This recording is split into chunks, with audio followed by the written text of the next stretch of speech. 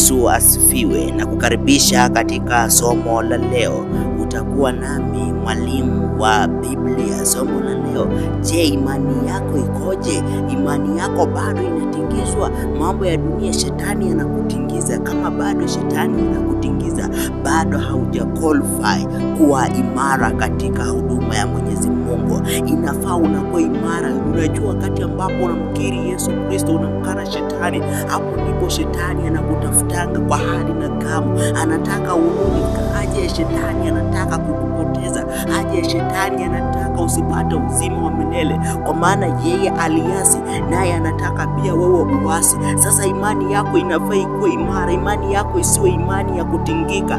Majaribu yakikuja unasimama imara. Kama ulikuanga mlevi, kama ulikuanga msinifu, alafu unalala unaota, baada hizo njia unazirudia, baada hizo njia usinifu unazirudia, unaamka asubuhi unapiga magoti na ambia Mungu, sitaki pia katika njia hizo ambazo nilikuwa ninafunga kila milango zote za upotevu, milango zote ambazo shetani anataka nirudi kwa nyuma, sitaki. Unafunga na unakemea au tingiziki. Si ati unalala unaota usiku unaona ulikuwa kwa hizo njia unafurahi, hiyo ni unakemea, unasema mimi nataka kutumikia sasa Mungu. Mambo ya dunia siyache, mambo ya dunia na yacha. Sitaki kurudia hiyo njia ambayo nilikuwa mwanzo. Nataka kuanza mwanzo mpya. Usimame imara, kuwa na imani kama Ayubu. Ayubu alikuwa na mali, alikuwa na kila kitu. Shetani akaja akamuondolea vyote, kwa maana alikuwa amepewa oda kutoka juu mbinguni. Lakini tazama, imani ya Ayubu haikutingika. Alisema, nilitoka katika tumbo la mama yangu nikiwa sina kitu,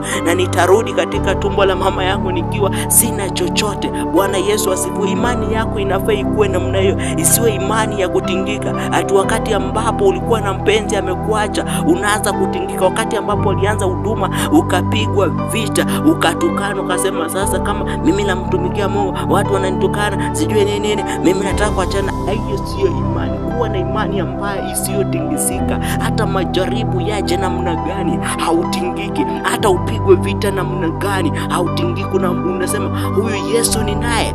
Mungu aliyempigania Elia wakati ambapo manabii wa uongo walikuwa wamejaa, manabii 400 akiwa peke yake. Huyu Mungu ndio ninayepaswa kumwabudu. Somo la leo limekuwa imani. Ndugu yangu, dada yangu, imani yako isitingike. Kama wewe umeamua